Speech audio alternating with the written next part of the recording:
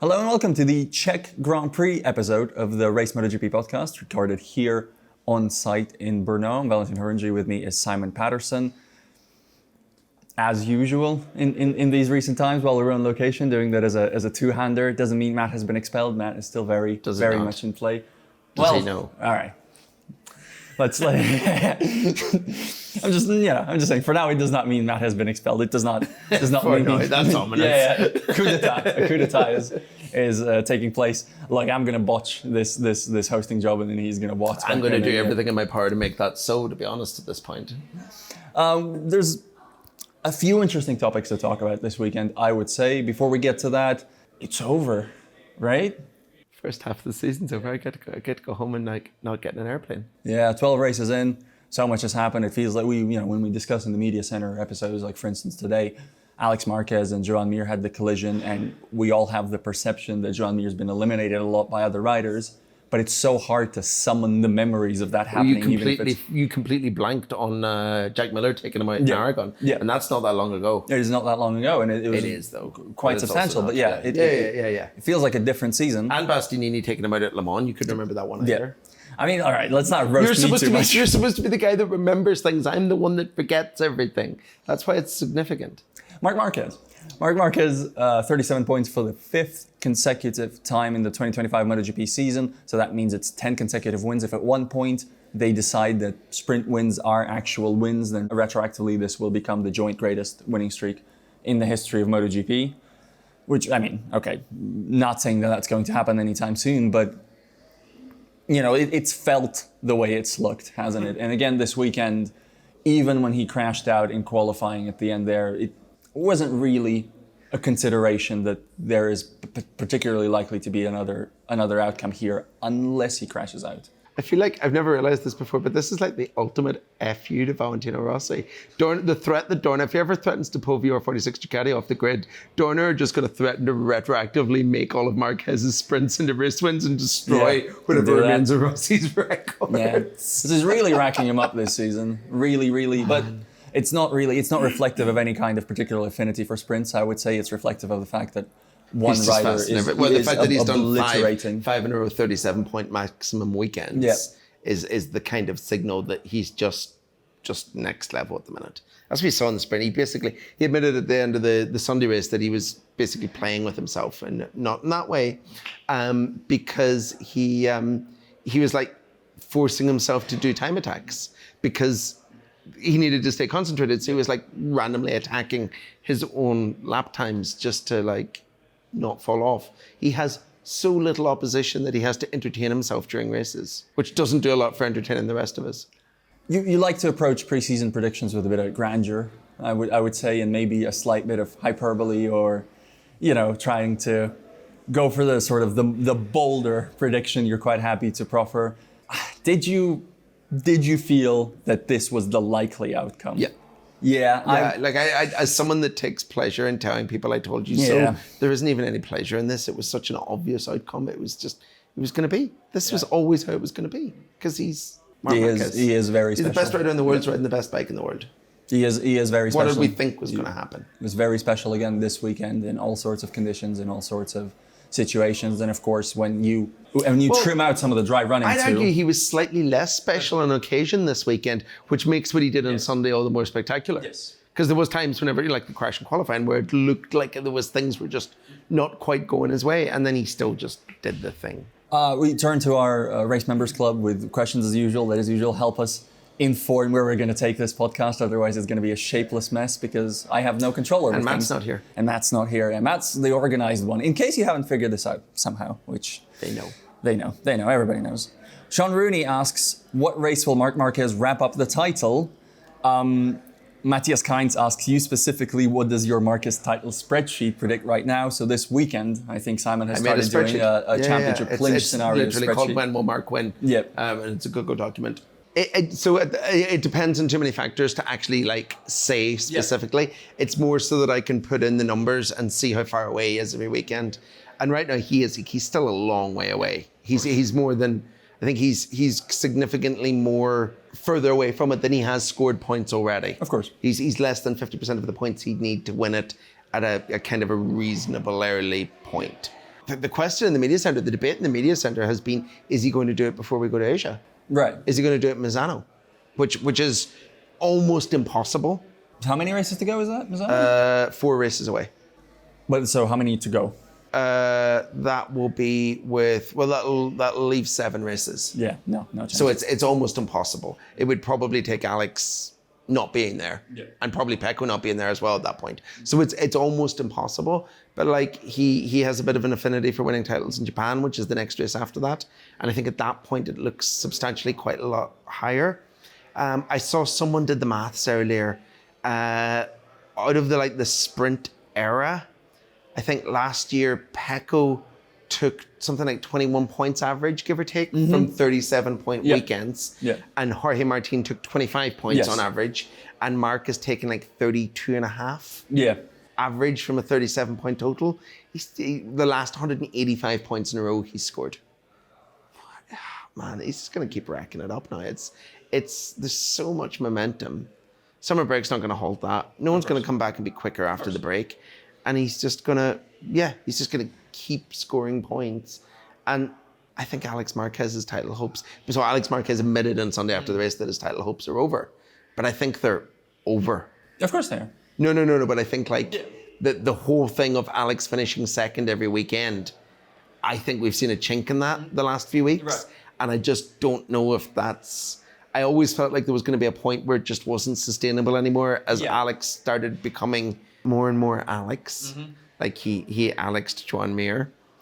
And I think that might have I think making a stupid move to pass someone for 6th was like the first crack in the Alex Marquez second place in the championship thing this year. Yeah. And I can't see him. I can see him doing it. That's not the right word. I don't think he's going to sustain the momentum he had in the second half of the season, in the first half of the season into the second half. Yeah, I think that's a safe prediction. We'll get to Alex in a second. Yeah. Just in terms of the structure that's been prepared for me. I did a tangent. I'm trying to sell good. Marc is 120 points ahead. That's over 3 race weekends, isn't it? Yeah, it is. It's over 3 weekends. So it's like a full 3 race weekends. So he's already going to win the title in Australia. Yeah.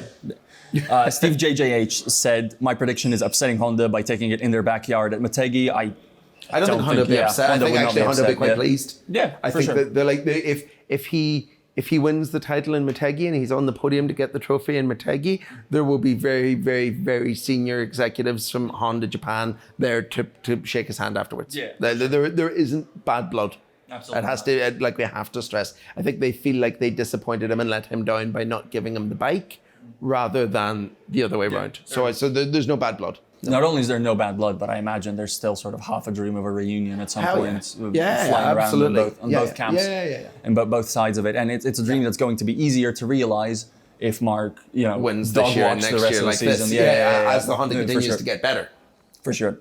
Angelina said, and this is a good point that I think a lot of people in the paddock noticed and a lot of people have been discussing in the aftermath of Sunday's race, was this weekend proof that a big part of Ducati's dominance is based on the large amount of data they've collected with more bikes than anybody else, because this is a track where the data doesn't really exist. Yeah. That was one of my big thoughts of the weekend too. That without the data, suddenly Friday was a disaster and Saturday morning was difficult. Yeah, and apart from Marc and Pecco, to his everlasting credit, made that exact point almost unprompted.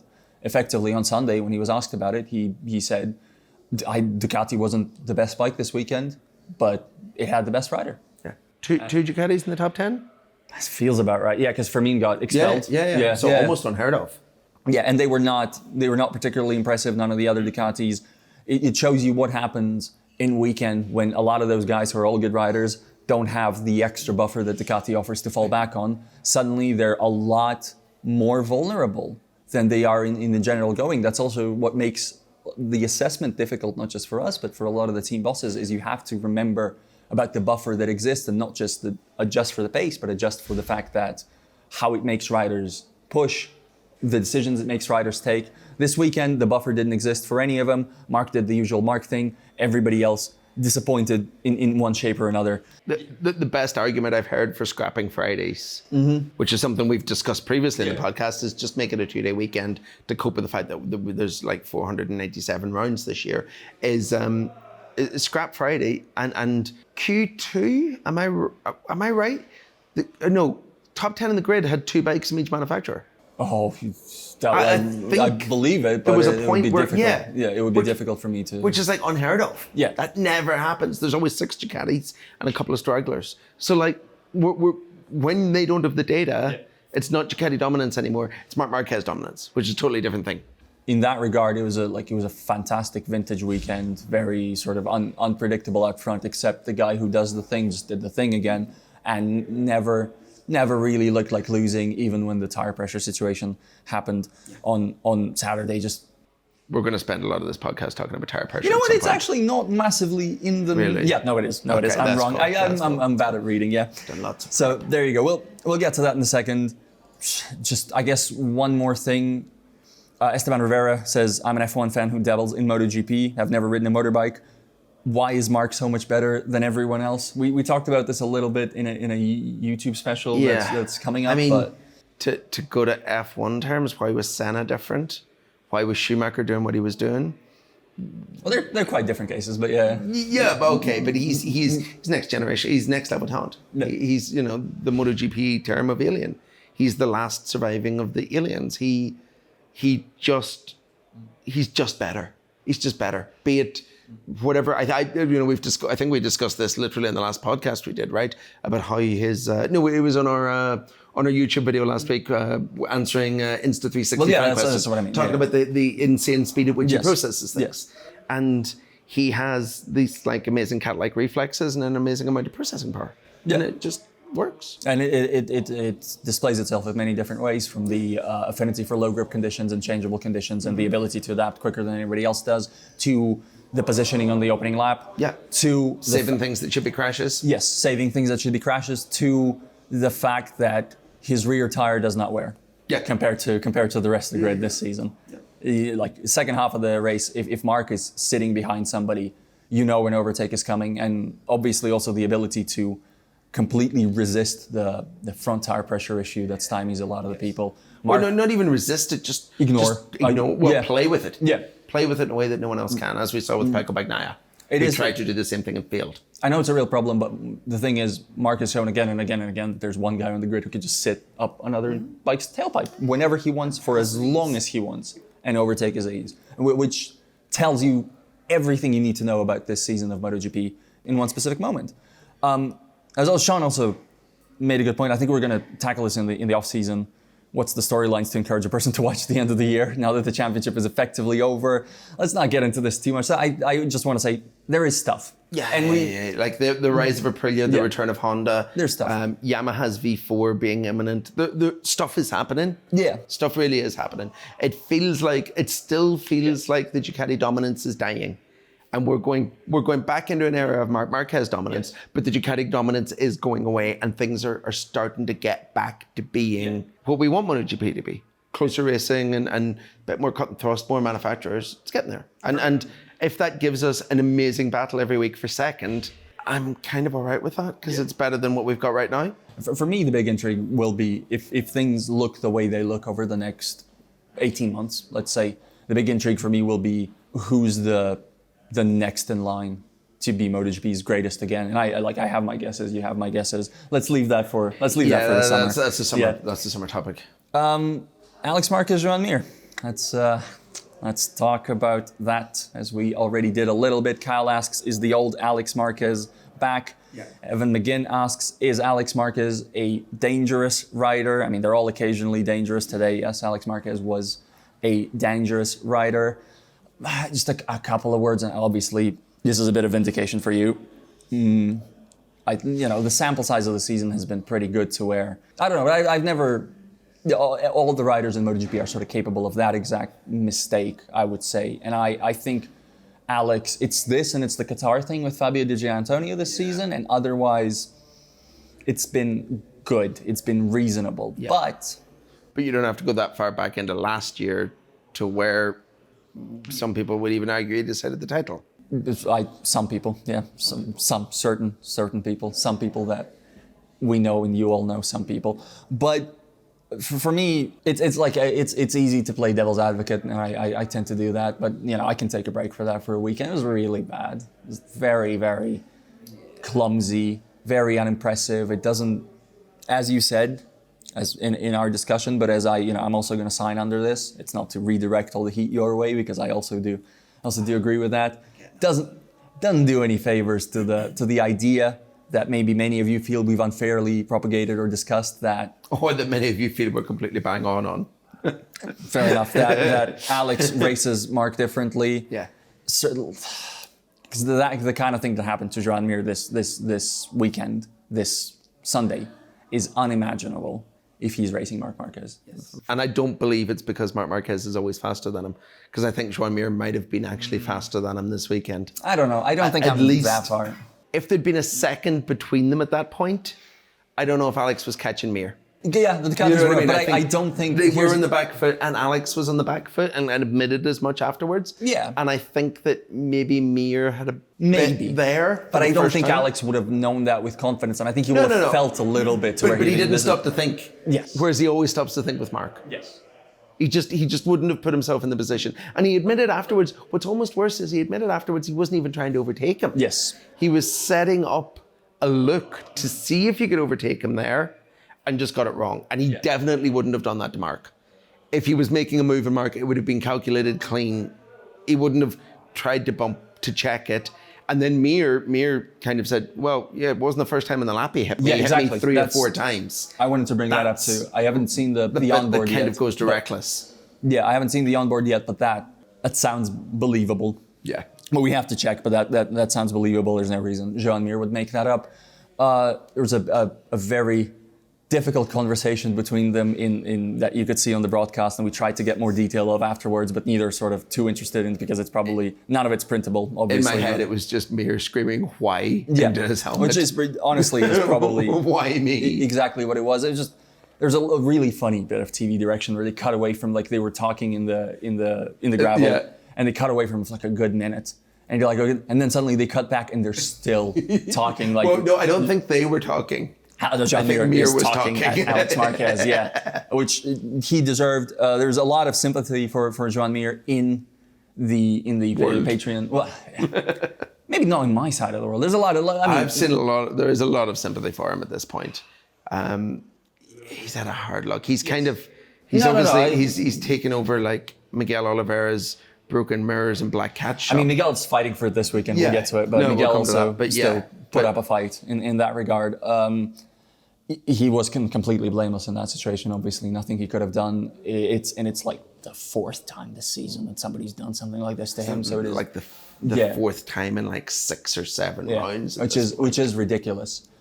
At the same time, if you talk about Joan Mir's weekend holistically, you also have to bring up that he also did it to himself on Saturday.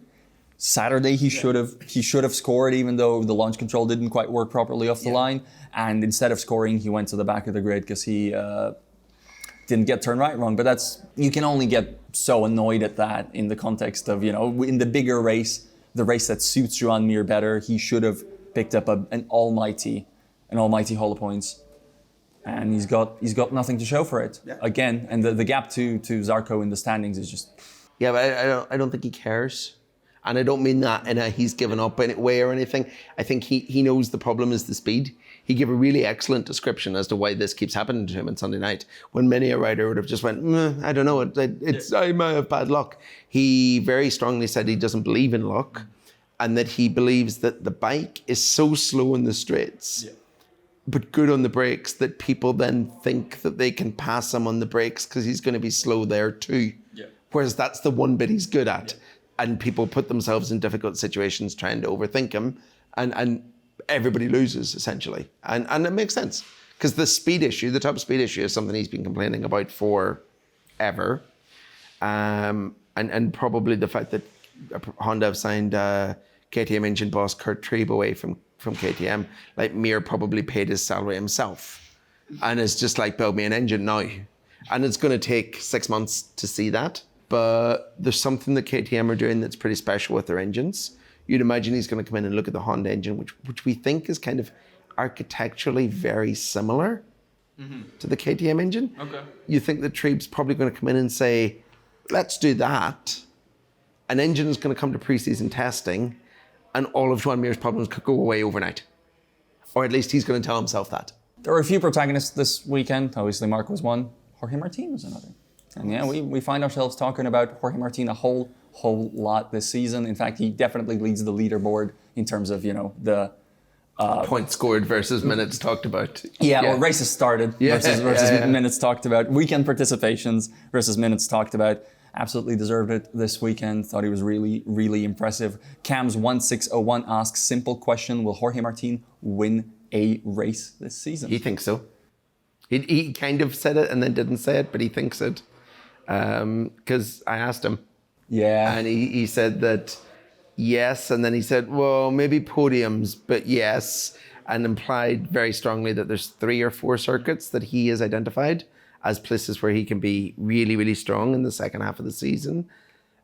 We talked about it separately in something else we did today about how basically this is a weekend that he would have been happy with in Thailand at round 1 if he turned up and delivered it. Never mind after giving everyone else a 10,000 kilometer head start. It was super impressive and he looked super quick. He looked like more than fast, he looked comfortable. Mm-hmm. He looked really happy in the bike. Yes. He sounded really happy when he told us about riding the bike.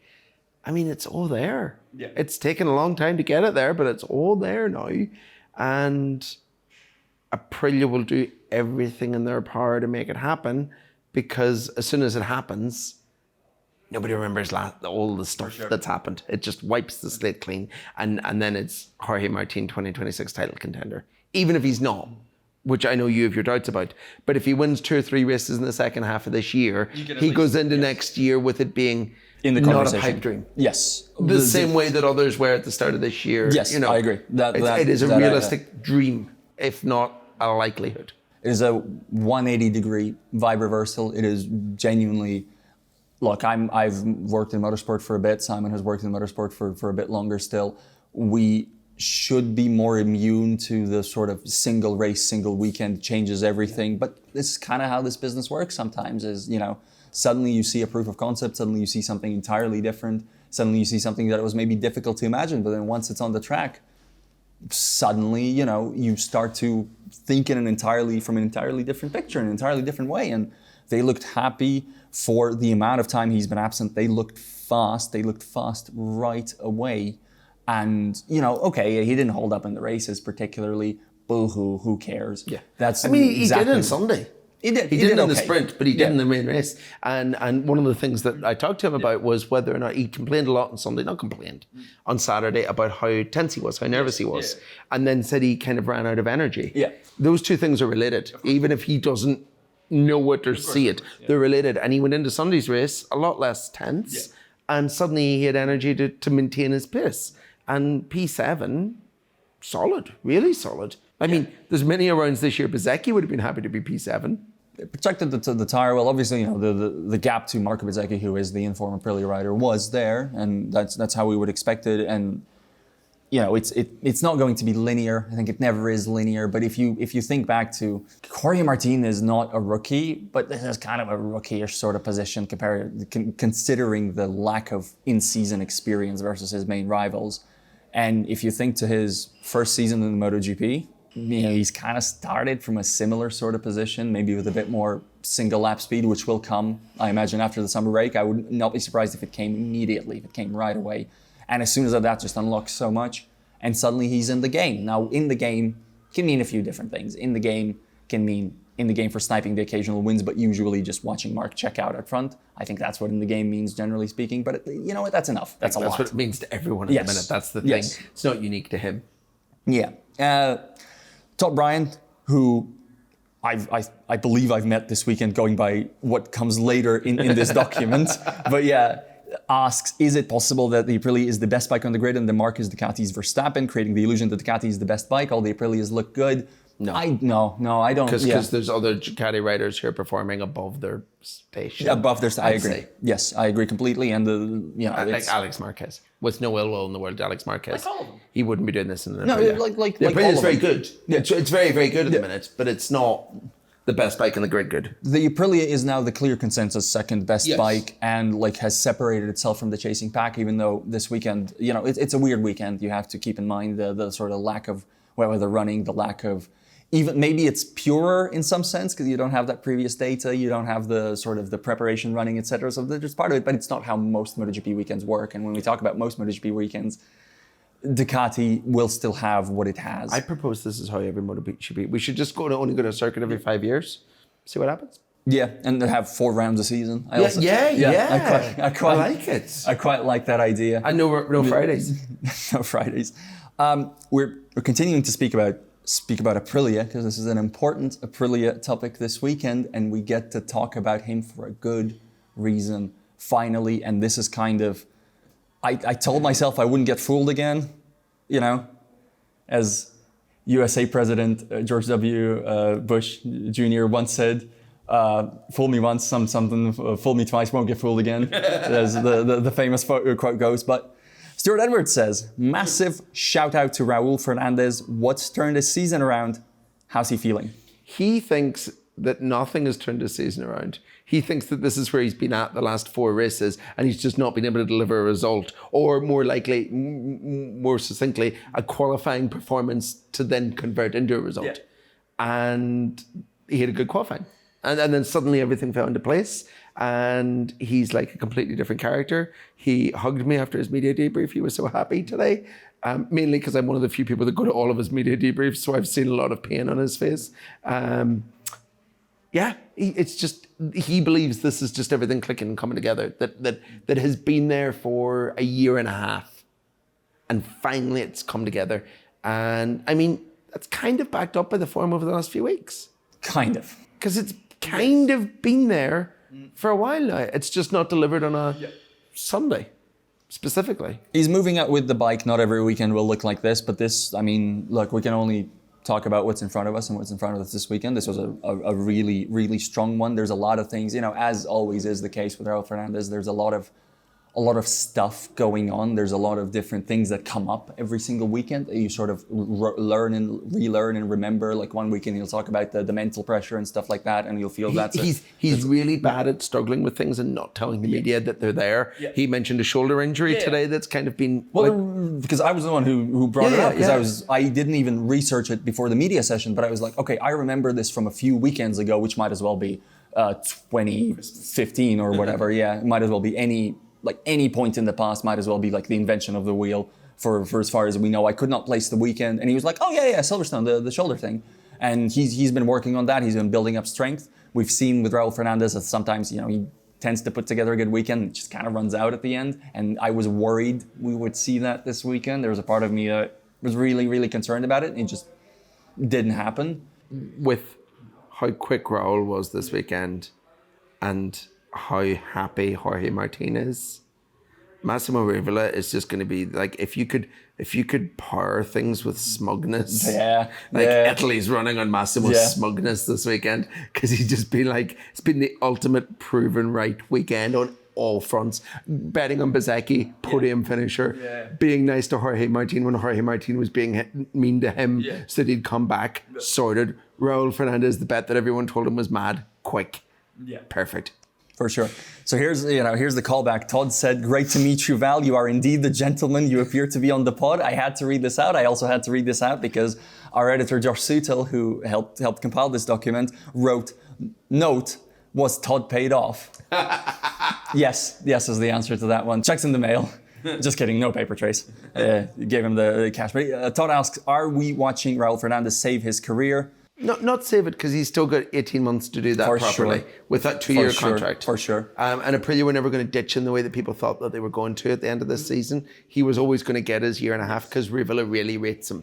So he's not saving his career this weekend, but he's reminding people how good he is.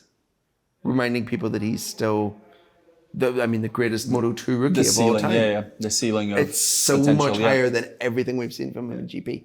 And then this was his joint best result ever. Like top level. Really cool. And also something like impressively foreshadowed by the members club who won't have known it at the time. Vivek Suryavam asked about the impact of Davide Brivio, the Trackhouse team boss. And Raul brought up an extensive Thursday meeting with Davide Brivio multiple times during the weekend and credited it for like almost being pivotal to his form in the weekend. Now, I have no idea how that would work. But to be fair, I've also kind of seen Davide Brivio work some dark magic when it comes to young riders. With the budget they had in their World Championship winning team with Joan Mir. Motorsport Mike asks, what happened with the tire pressures during the sprint? And Eric Yip says, it was embarrassing. I thought Mark had a mechanical problem. Yeah. I mean, weirdly, the more we're going to talk about it, the more embarrassing it's going to get for everyone involved. Where do we start? Who do we want to start with? Yeah, because there's 3 separate issues. That's 4. There's 3 separate issues here. Well, let's. I don't know because they kind of. Let's start with. Well, let's start with Mark. Yes. Right. Let's start with Mark. Mark's tire pressure was too low when he was leading the race. Yes. His tire pressure was too low. Ducati didn't have enough data to properly set it up. Yes. Mark's tire pressure was too low, so he dropped back 1 position, let Pedro Acosta lead for a while till his tire pressure went up. The dash tells him you're under, you're over. Per the number of laps you need to do. 3 laps. Yep. As soon as it said you're over, he attacked and cleared off again. Job done. That is the complete story of the tire pressure, Marc Marquez's tire pressure problems, as far as Marc Marquez was concerned on the bike until he stepped onto the podium, basically. And saw a very worried Ducati faces. Yeah. Until Park Fermi, that was his entire story. After the race, we got a notification on screen to say that he was under investigation, along with Alex Rins and Ayagura. Yep. And we've, let's be honest, we've never seen multiple people put under investigation and then be found not guilty. I think we've Costa Binder, we've seen 1 person found not guilty of a tire pressure. I think also Brad Binder had it. Pedro Costa is but not at the same time. No, at the same time. Not at the same time. And it was because of a damaged wheel that was leaking air, right? So we've never seen it at the same time where 3 people have been cleared. And we've never seen it cleared within 45 minutes to an hour. Oh, it's quicker than that. Felt quicker than that. In the past. Yes. Oh, the Pedro Acosta one took 24 hours. Almost. No. It took a couple of hours. It took 24 hours to announce it. No, Brad Binder was 24 hours. Pedro Costa took a couple of hours. Both orange bikes. It's been a long season. Yeah. So and this was last year. So they then immediately cleared it within 15 minutes. Yeah. And it turns out that the minimum tire pressure is 1.8 bar. But it's not. But Piero Taramassa, the Michelin boss, keeps telling everyone it is. And that has created a lot of confusion. In reality, it's 1.8 bar as a rough guide, but it can be altered weekend by weekend. And for here, they altered it down to 1.76. Yeah. And the person in charge of the automatic tire pressure alarm software that feeds into the TV graphics forgot to change the numbers. So it flagged them up as being under investigation whenever their pressure was probably, as it turns out, averaging 1.7, 1.8, something like that, instead of... Because it's a huge difference. 1.76. Yeah, it's a huge difference. It's so 76 and 80. It's been 1.78. Yeah. Under the quasi-official limit, but above what the rules said for this weekend. Yeah. It's amateur hour. It's amateur hour. It's how can you do that in a championship at this level? How is there not a system where someone else looks over their shoulder to make sure they've been the right number? Yeah, it's rookie stuff. It's embarrassing. It happens, but it's not very impressive. I understand how it happened. It's fairly, as somebody who's input more than his share of crap data to Excel. But if you write a story for the race, someone else sub-edits it before it's published. True. We have backup systems. But also, why don't they?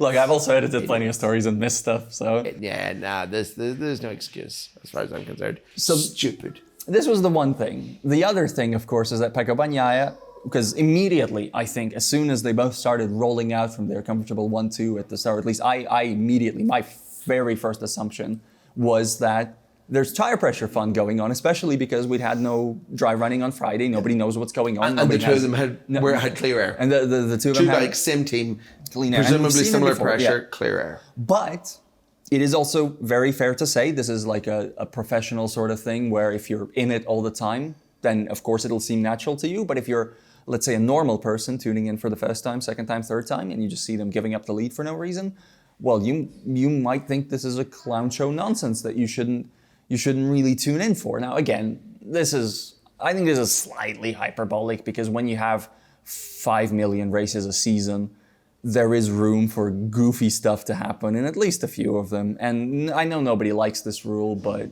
Marc Marquez does. Yeah. Marc Marquez insisted that the rule has to stay for safety. For safety reasons. Yeah. And he said because a tyre might explode, which was the wrong words. What he actually means is a tyre might fall off a rim at 200 miles an hour, 350 k's an hour, and someone might be turned into a human cannibal. And no, it's bad. There's a reason for it. It has to stay. This is not the newest tyre product in terms of the front tyre, and obviously it's not going to be newer now because Michelin isn't introducing the new tyre in 2026, and then in 2027 somebody else is making the tyre. Pirelli is making the tyre. We've deliberated on it a bit. If it annoys you, I totally understand. But if you're also like me, who's like, It annoys me. I'm not like you. Well, yeah, in many ways. Let's talk about the Bagnaia thing specifically. Because that's Pecco Bagnaia has had like a universally irritating weekend, but this was probably the most the biggest insult. Yeah. He's already annoyed on Friday because the run plan wasn't quite right for the conditions. And they sent him out the wrong tyre at the end, and he missed the best part of the track, and he agreed to run that wrong tyre, but only after being cajoled into it sort of by his crew. And he wanted to run on the right tyre, which Alex Marquez's late lap on Friday proved would have been the right call. Indeed, the right call. But in the sprint, Pecco rolls out, drops back, is looking at his dashboard, realizing that the alarm isn't stopping, that he's still under the limit. Finishes, he's like, well, penalty, no points. What can you do?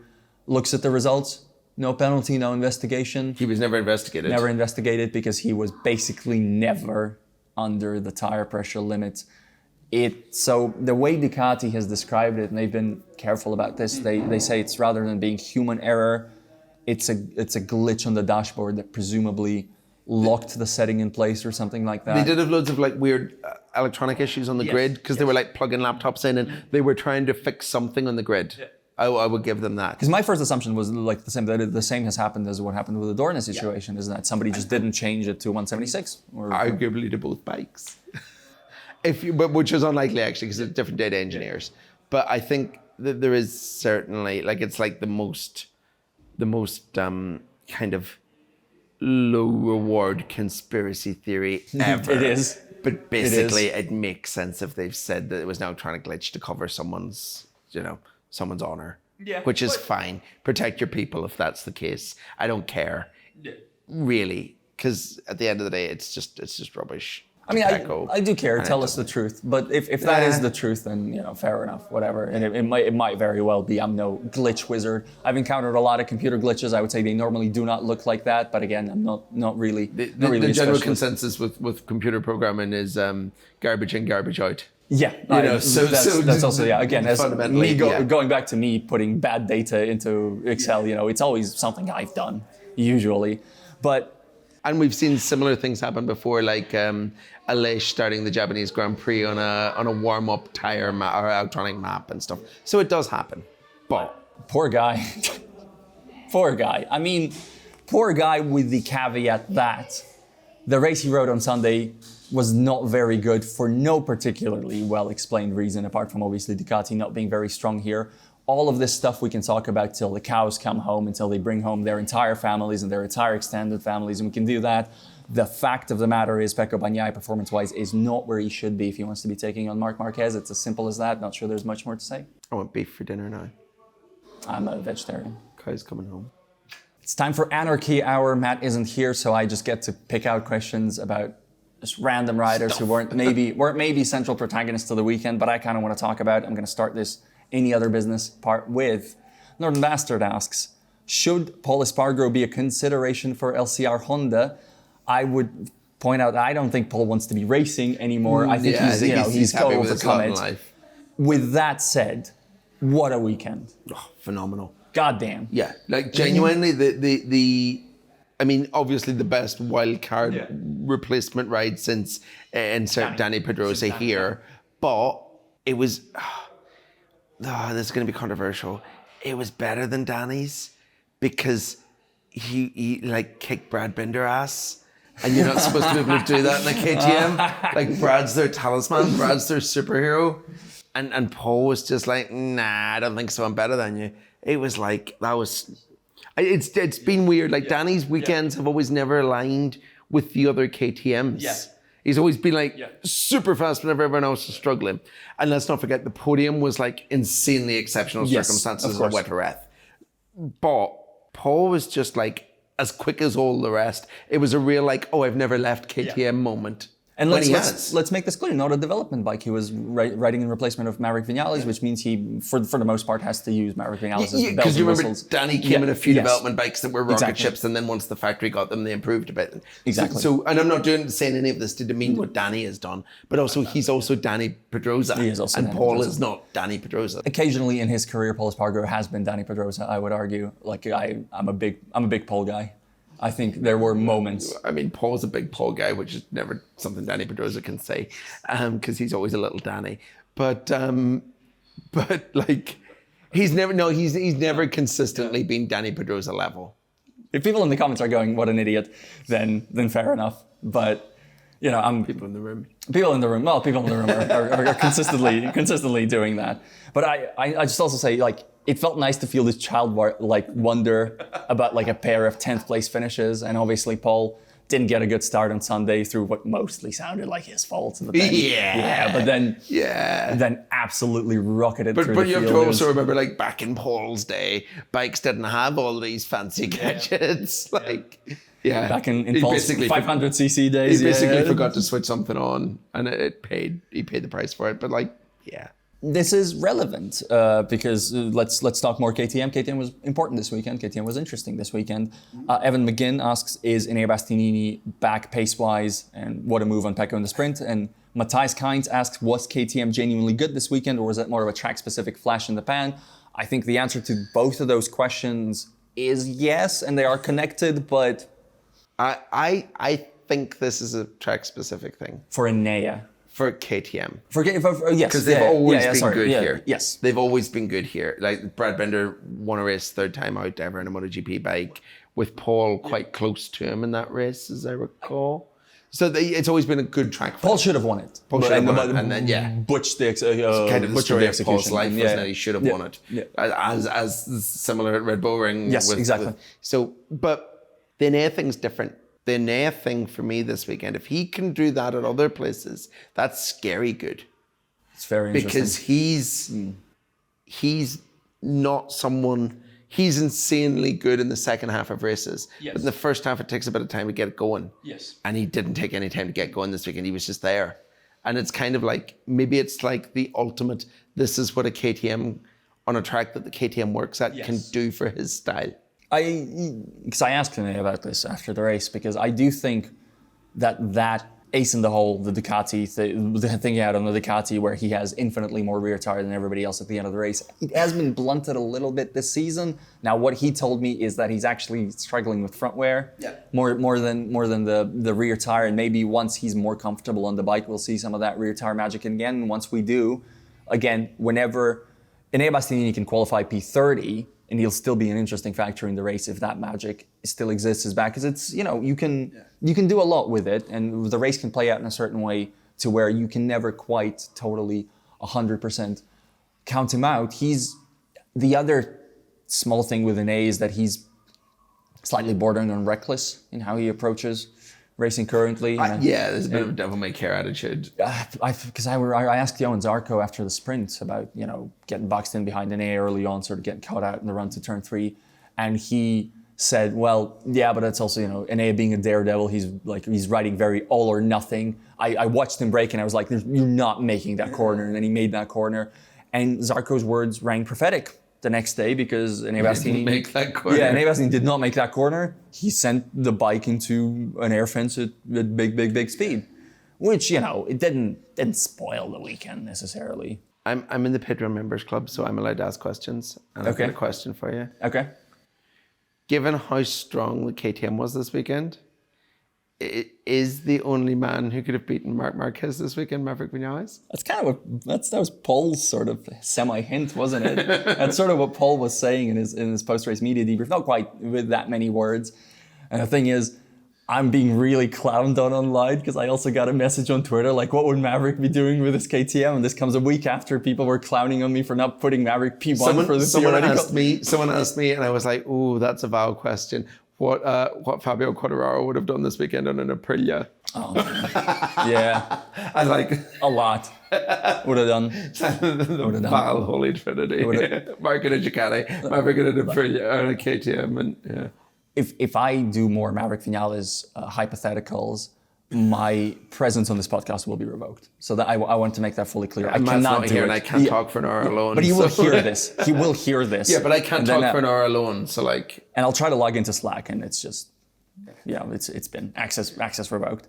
Johnny W asks, did Fermin take out Miguel again? Yes. You bet. Yes. You want to talk him through it? I got talked through what happened by someone that saw it. And by the sounds of things, it was just like an absolute do or die lunge. It came from so far away that whenever we spoke to Fermin was like, I don't know, I never even saw him. I don't know what I did to him. I don't think I touched him. And then we got to Miguel, and Miguel was like, no, he didn't touch me because it was such a stupid move that I basically was like, I'm getting out of the way because he's already tried to kill me once this year by smashing him into 2 bits in Argentina. I think that sounds about right. Yeah. Yeah. So basically, Miguel got a sense that it was coming, and the only reason that the two of them didn't crash is because he bailed out. I think the alternative would have been actually someone that saw it described it to me as kind of Franco Morbidelli on Maverick Vinales-esque. Yes. Michello. Yes, a little bit. And that, yeah. I mean, that was worse. But this was not great. That was worse. I think sort of also profile of the corner slightly different. Yeah, I know. Yeah. I'm using hypotheticals to try and describe it to people that But yeah, as far as we know, that's pretty much that. Like I said, that's the words it was described to me in. And but there's also young and dumb. Fermin's young and dumb. Fermin's had a good season. There's things missing. There's things that are very impressive. There's things missing. I increasingly ability to see Miguel Oliveira. I increasingly wish he took Marquez in races. Yeah.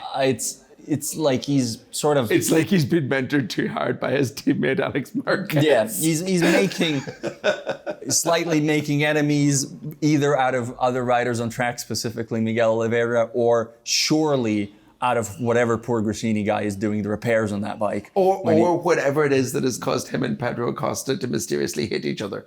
Don't know anything about that, but that sounds... But they really don't like each other. No one will quite say why, which I love. Yeah, it's classic. Like unspoken rivalries are the best, right? For sure. Credit to the MotoGP Stewards panel for penalizing that incident. Took them a while. Yeah. Took them so long that they couldn't give him a long lap for it. So they got the plus 3 seconds instead, which is... But like we know that there isn't contact. I know that a lot of stewards panels will then be reluctant if there is no contact to penalize. We didn't say this earlier. Alex Marquez has a long lap penalty in the race in Austria. Well deserved. Well deserved. Final there question. was contact there. Final question comes from Stuart Edwards, and it's a question that I don't look forward to answering. It's a complicated question. It's also, I'm going to need to censor the swear word. To be fair, he doesn't swear, he does the acronym. But here's the question, Fabio Di Giannantonio, WTF. If Fabio Di Giannantonio figures out the answer to that question, he'll get back to us and to you, Stuart, because he doesn't really know. Yeah. Kind of put his hands up and said, I don't know what was wrong, but it was me. It was definitely me. It wasn't really the bike.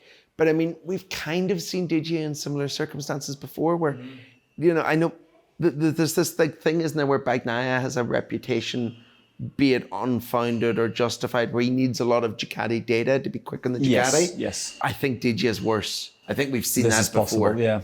And a combination of DJ not having any data, the GP25 not being very good. Yeah. And this is something we've seen before at Honda. The faster and more comfortable Marc gets in difficult circumstances, the more completely useless his data becomes to everyone else. For sure, yeah. How many times did Cal Crutchlow tell us that he'd look at Marc's data and be like, oh, that's cool, I see what he's doing there. It's impossible, but I see what he's doing. Yeah. And it's basically, it becomes that point, doesn't it? Where it's just like, it doesn't matter what he's doing or what they can see because they just can't do it.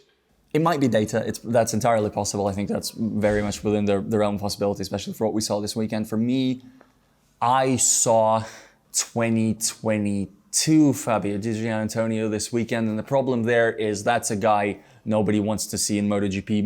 Mostly Fabio Di Giannantonio himself never wants to see that guy ever again. Here's what I mean by that. So this is not, there is a specific to this. I'm not just being cute about this. I'm being a little cute, but you know.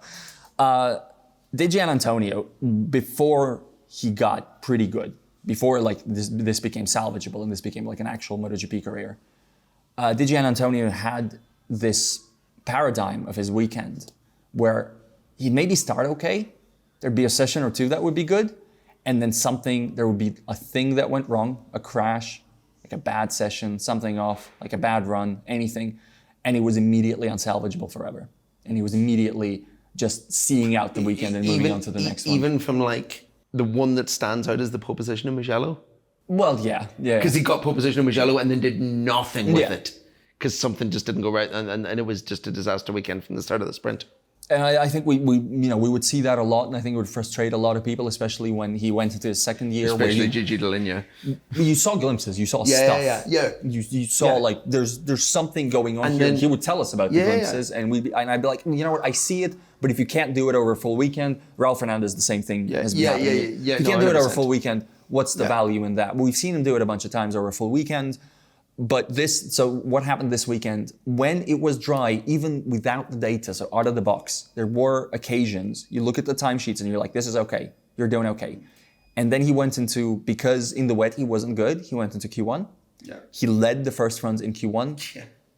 Not quite in the second. He came up against two really difficult guys this weekend. He came against Pecco, who, for all of his troubles, can still do special stuff when he needs to, and still lock in and sort of figure out the lap that he needs to do, and a career best Raul Fernandez. Yeah. I mean, he came up against Pecco, who's the first person since mid-23 to go Q1 to pole position. Yeah. That's how good form he was on that day, and then that hour-long period, basically. You take that lap that he did in Q1, it was just not quite enough. You take it, you put it on the Q2 grid, it goes 9th. I think, And the thing is, after the first runs in Q1, in Q2 you would have been like P3 or P4. It was I think there was track evolution between Q1 and Q2 too. So I think he would have had a completely different grid position, and I would not be surprised if from there on, actually the weekend looked very, very different in at least the sprint or the Grand Prix. Instead, he started at the back. Both of them, but one of them. Yeah. Started at the back, went further back, did nothing with And he's not great starting further back either. He doesn't like being in the jungle the way that some of them do. No.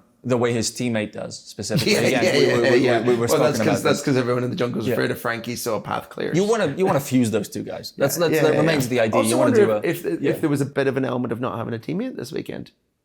Because sometimes Franco Morbidelli there, but not racing after the crash at Sachsenring. Sometimes that just changes things in the box a bit too. And look, again, the big thing about Di Giannantonio and Morbidelli is you want to do a David Cronenberg, the Fly type of thing with them, where you put them in one machine and out comes out one person who is, good in the battle, good in qualifying, good at the starts of races like Franco Morbidelli, good at keeping the tire alive like Fabio Di Giannantonio. Instead, they sort of take turns being good at different stuff. And this weekend, Morbidelli wasn't allowed to be good at his part of the game, and Di Giannantonio was good in parts that, didn't end up mattering at all, and was not good at all at parts that decided the race outcome. You've put an idea in my head now by mentioning Raul Fernandez. The fly machine. No. By comparing Raul Fernandez to Digia in the current situation, that basically, if Raul Fernandez wants to win a world championship in MotoGP, he essentially needs to pay whatever it costs to hire Frankie Carcetti.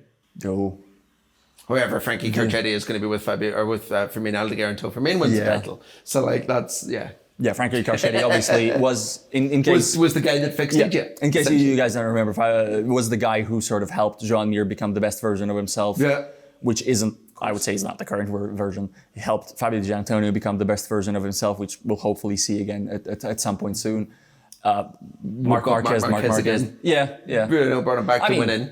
That one. Yeah, I know it didn't take Mark. Yeah. I know. We should pitch that to Fabio Ducati as a feature for the weekend. Frankie Carcetti hears it. He's going to hate me, and rightfully so. He's like, oh, what, you don't appreciate the kind of work that goes into this weekend to weekend? You think it's so easy? Of course I do appreciate it. I 100% appreciate it. But you're backtracking because Frankie listens to the podcast. Yes, you got me. Hang on, that's right. You got me. I have been rumbled. This is the appropriate conclusion to our podcast coming out of Brno. Any final thoughts coming out of this part of the season, Simon? Yes. Apart from thank God it's over. Yes. No, I have a thought. I have a final thought. I have a final thought. It's so good to be back in Brno. This place is magic. Today we arrived at the circuit. We tried to arrive at the circuit at like 7:45 based on our hotel departure time. It took over an hour to do the 25-minute journey. Yes. And when we got there, the banking was already full of people. And we walked past the kind of the food stands in the way in from P1, and people were already chugging beers.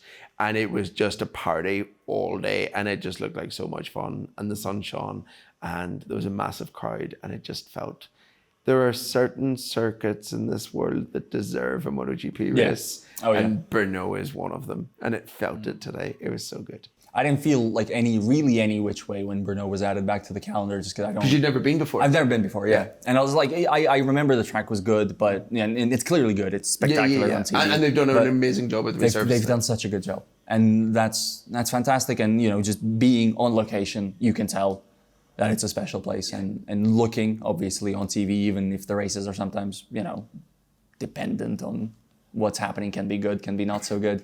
As Gennaro Gattuso once said, I can't say that it'll get us demonetized, but yeah, there was a bit of swearing involved. Sometimes maybe good, sometimes maybe not so good. Not going to use that word. But yeah, great track. Fantastic to have it back.